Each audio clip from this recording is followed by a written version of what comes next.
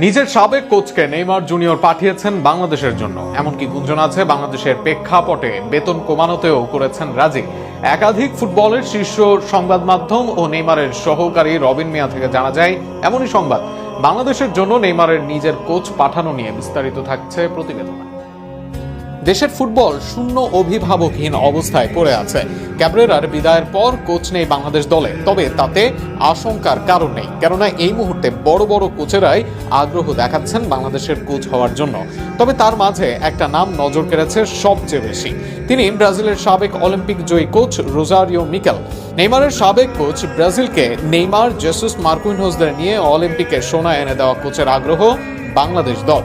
ব্রাজিলের লিগ সহ সারা বিশ্বে কাজ করা মিকেল এবার এলেন বাংলার দরবারে। কিভাবে হলো এই অসাধ্য সাধন? অবাক লাগলেও এই কাজটা করেছেন স্বয়ং নেইমার জুনিয়র। তার হস্তক্ষেপে মিকেল যোগাযোগ করেছেন বাফুফের দরবারে, কোচ হওয়ার আগ্রহ প্রকাশ করেছেন। নেইমার নিজে পাঠিয়েছেন মিকেলকে। এমনকি গুঞ্জন আছে তার বেতন কমানোতেও করেছেন আবেদন। শুনতে অবিশ্বাস্য লাগলেও বাস্তবতা যেন এটাই। কোচের আবেদন চলার সময় নেইমারের ব্যক্তিগত সহকারী রবিন মিয়া জানিয়েছিলেন বাংলাদেশের কোচ নিয়োগের জন্য নেইমারের সাহায্য চান তিনি। এরপর নেইমার তাকে নিজে কয়েকজন কোচের নাম্বার দেন বলে জানান তিনি। এমনকি সেই কোচদের ফোন দিয়ে নেইমারের কথা বলারও অনুরোধ জানান এই সুপারস্টারের ব্যক্তিগত সহকারী। এই সাক্ষাৎকারের কিছুদিন পর জানা যায় বাংলাদেশের কোচ হতে আবেদন করেছেন নেইমারের সাবেক কোচ রোজারিও মিকেল।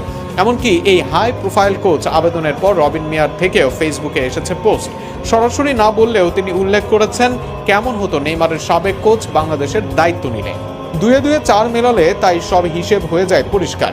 এর বাইরে দেশের ফুটবল নিয়ে কাজ করা একাধিক মাধ্যমও জানায় রোজারিও মিকেলকে পাঠাতে সরাসরি কাজ করেছেন নেইমার। নেইমারের হস্তক্ষেপে বাংলাদেশের দরবারে সিভি নিয়ে আসেন এই হেভিওয়েট কোচ।